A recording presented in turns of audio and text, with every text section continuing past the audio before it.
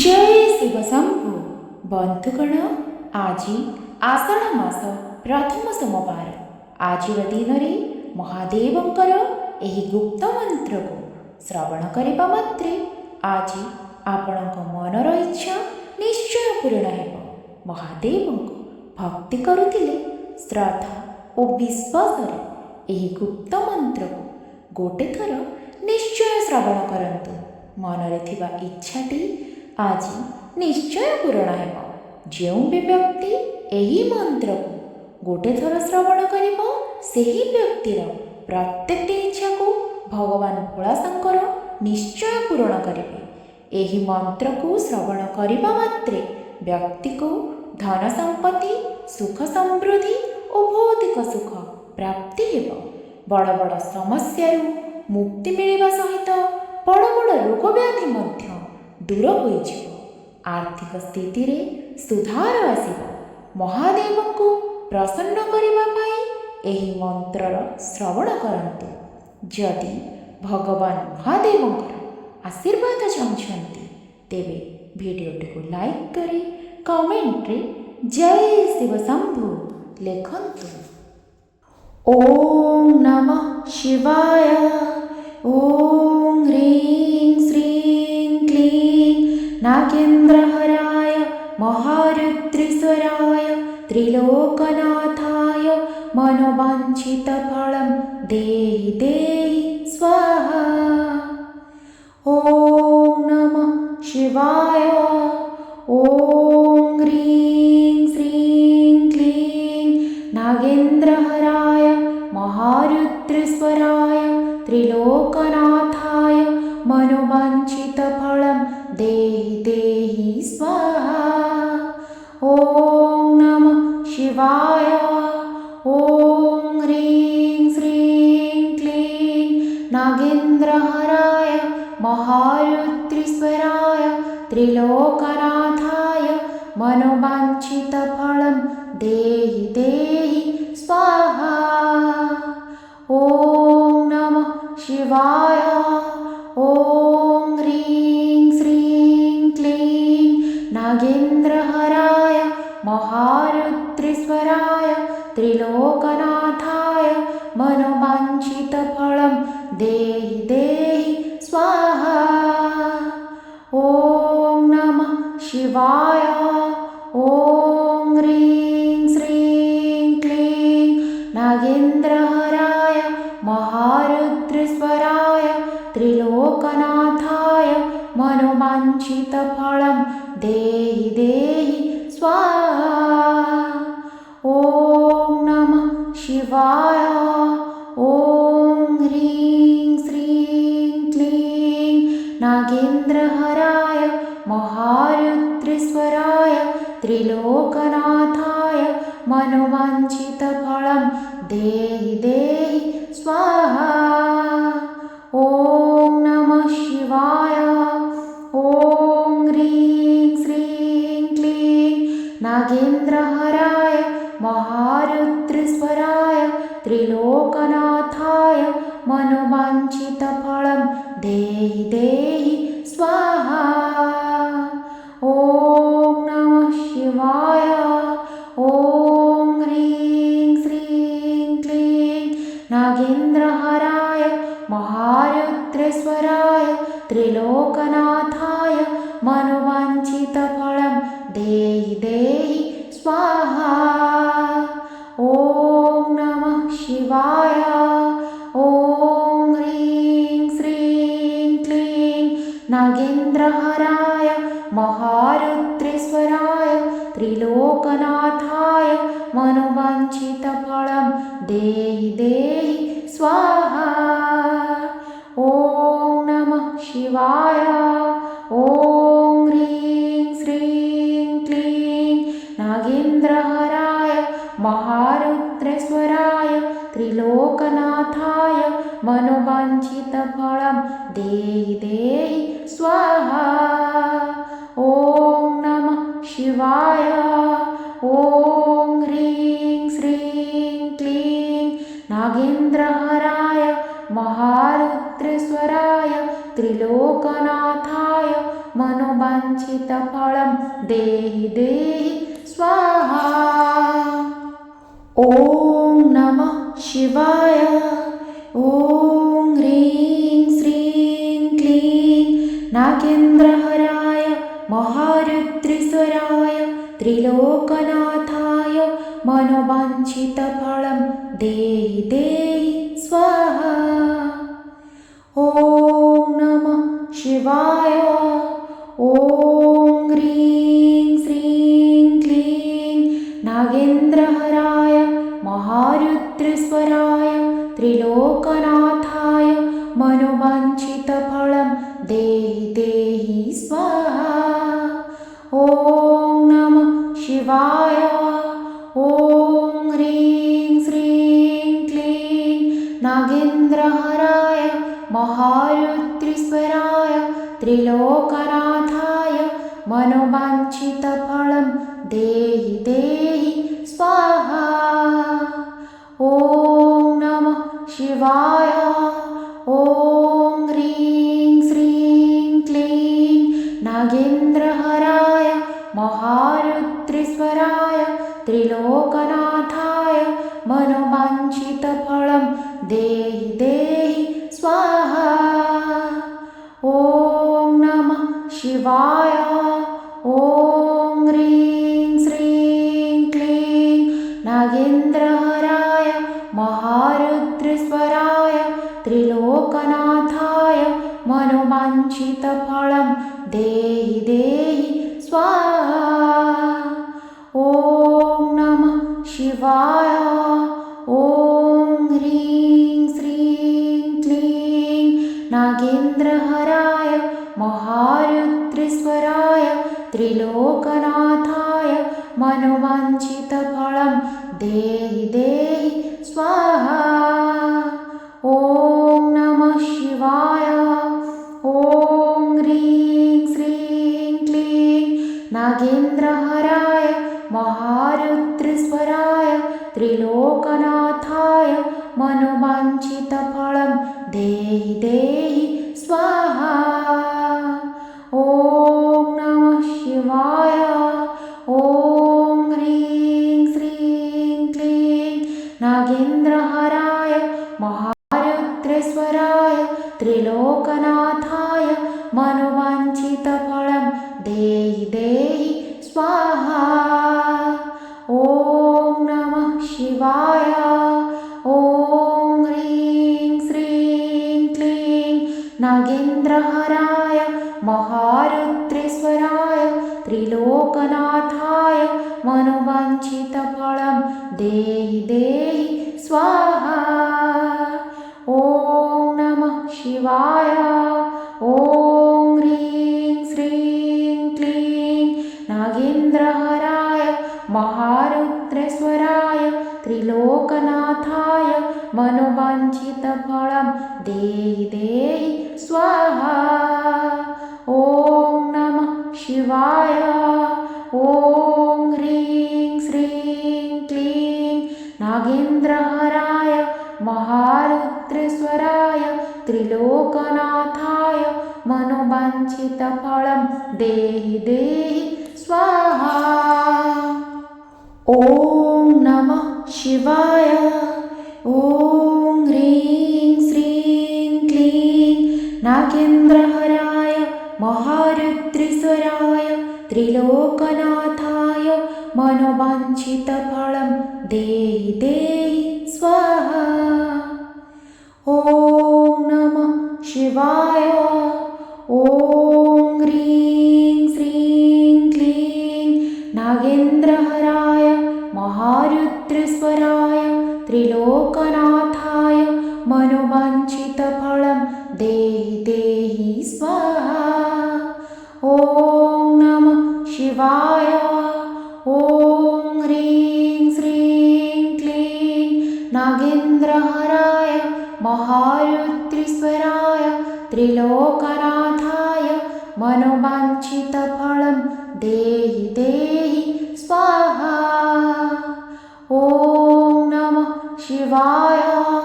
ॐ ह्रीं श्रीं क्लीं नागेन्द्रहराय महारुद्रेश्वराय त्रिलोकनाथाय मनोवाञ्छितफलं देहि देहि स्वाहा।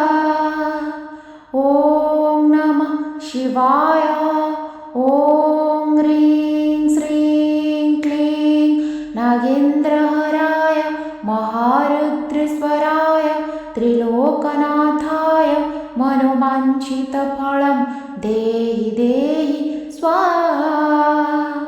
ॐ नमः शिवाय। ॐ ह्रीं श्रीं क्लीं नागेन्द्रहराय महारुद्रेश्वराय त्रिलोकनाथाय मनोवाञ्छितफलं देहि देहि स्वाहा। ॐ नमः शिवाय।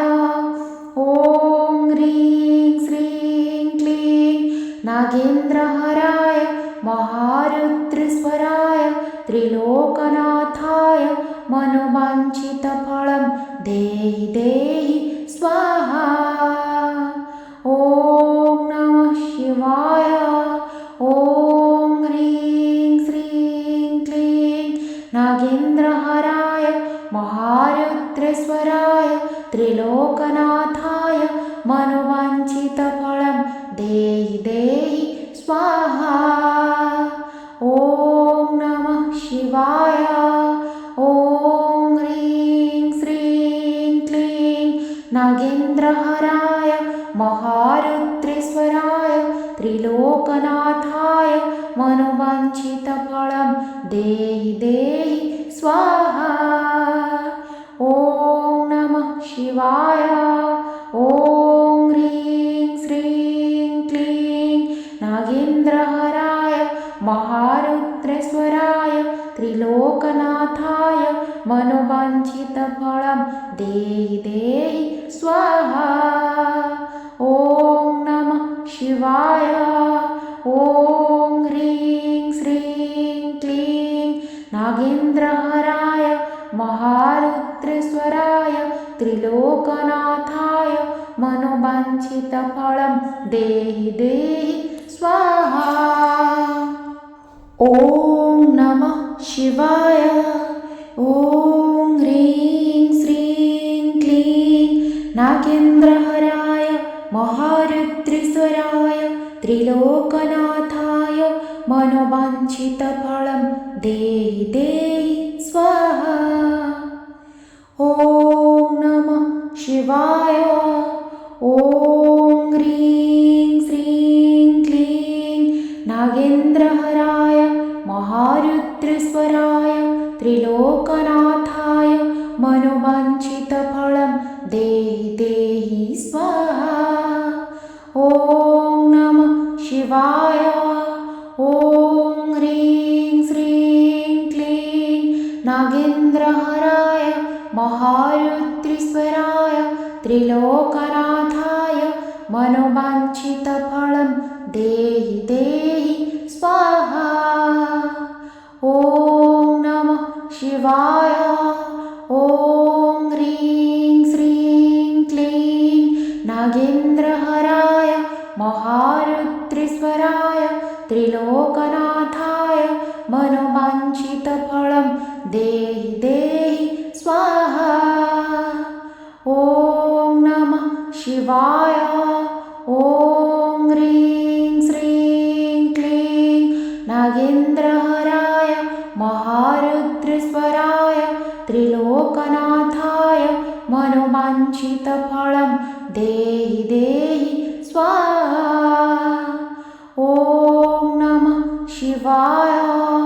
ॐ ह्रीं श्रीं क्लीं नागेन्द्रहराय महारुद्रेश्वराय त्रिलोकनाथाय मनोवाञ्छितफलं देहि देहि स्वाहा।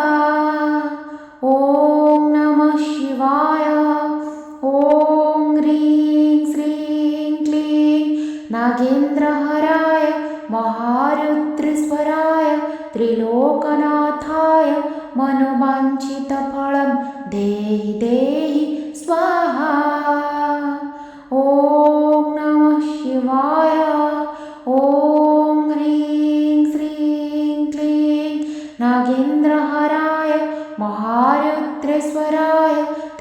त्रिलोकनाथाय मनोवाञ्छितफलं देहि देहि स्वाहा। ॐ नमः शिवाय।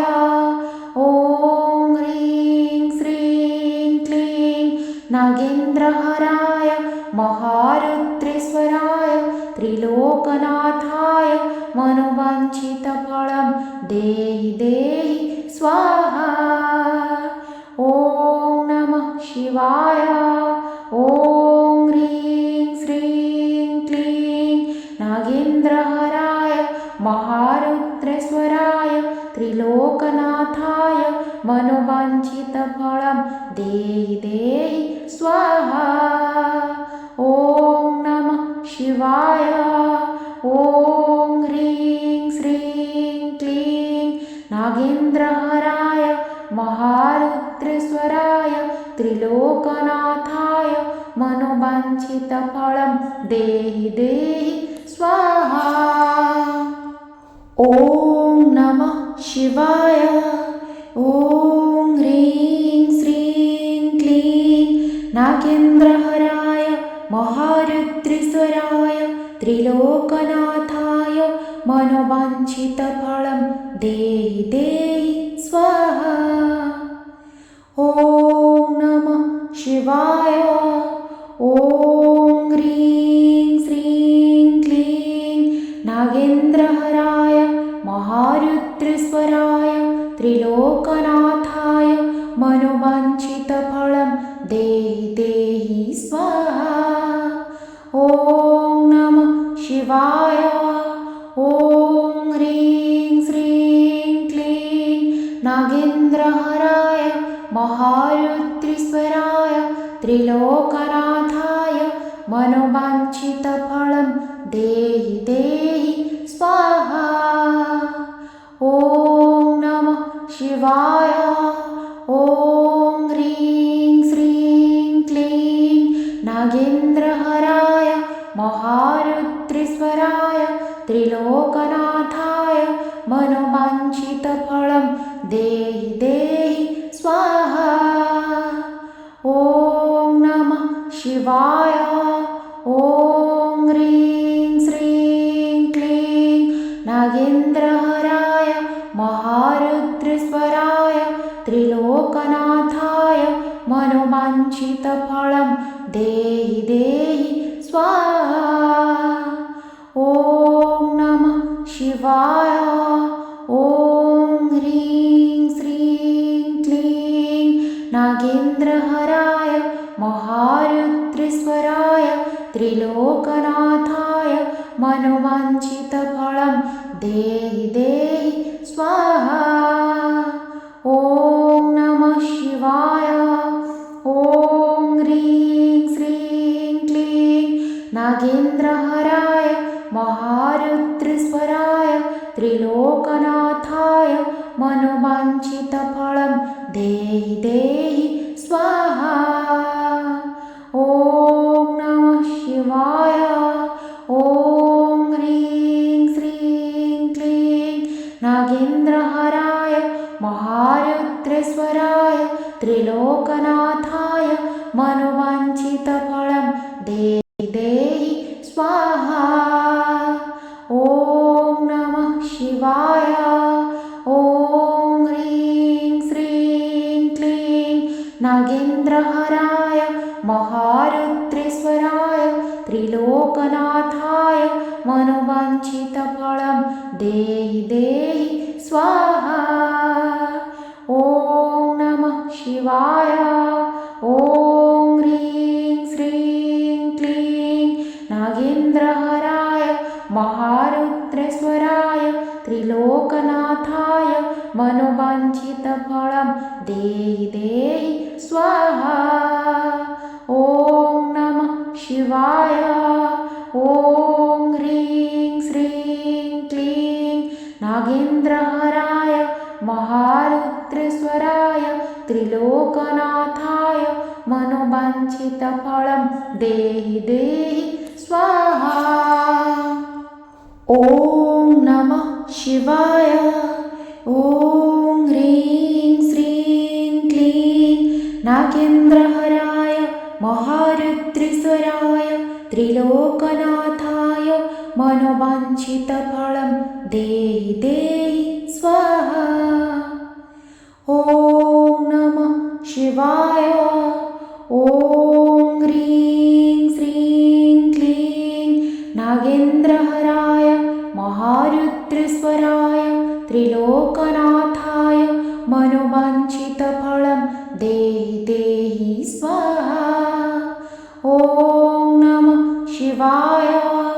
ॐ ह्रीं श्रीं क्लीं नागेन्द्रहराय महारुद्रेश्वराय त्रिलोकनाथाय मनोवाञ्छितफलं देहि देहि स्वाहा।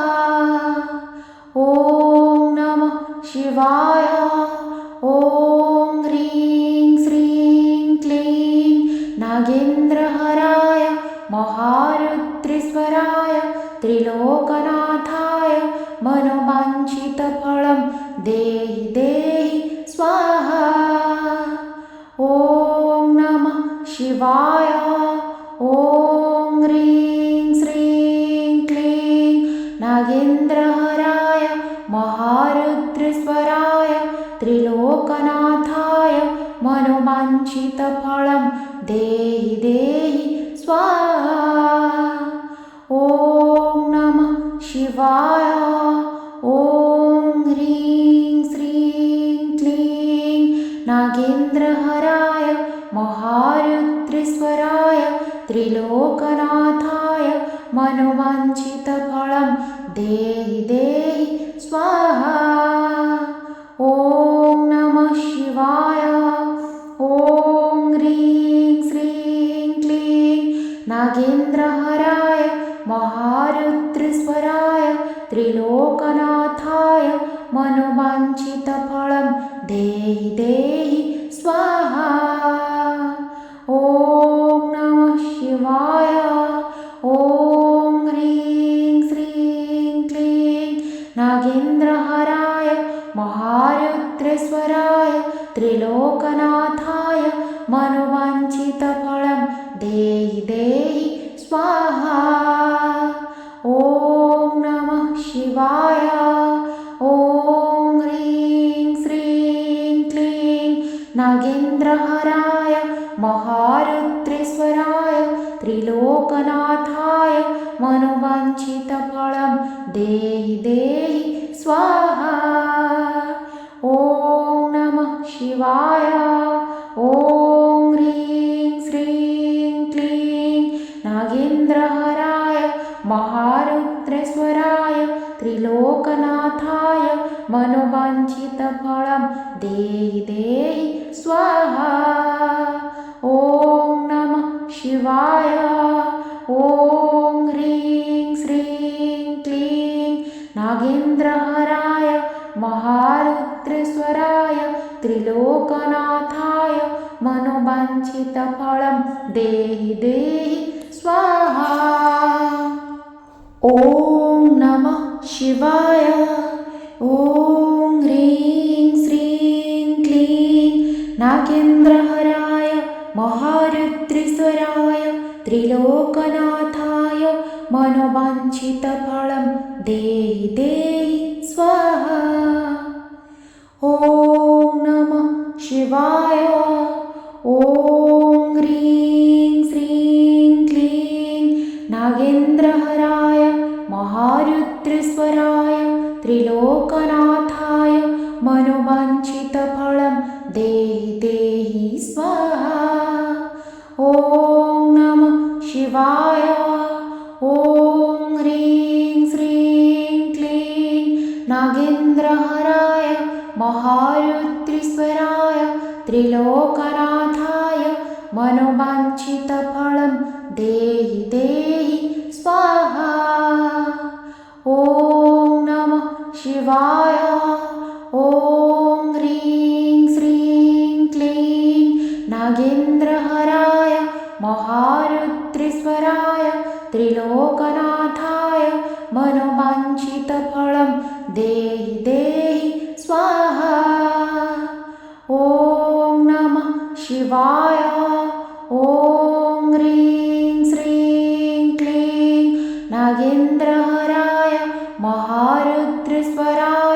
त्रिलोकनाथाय मनोवाञ्छितफलं देहि देहि स्वाहा। ॐ नमः शिवाय।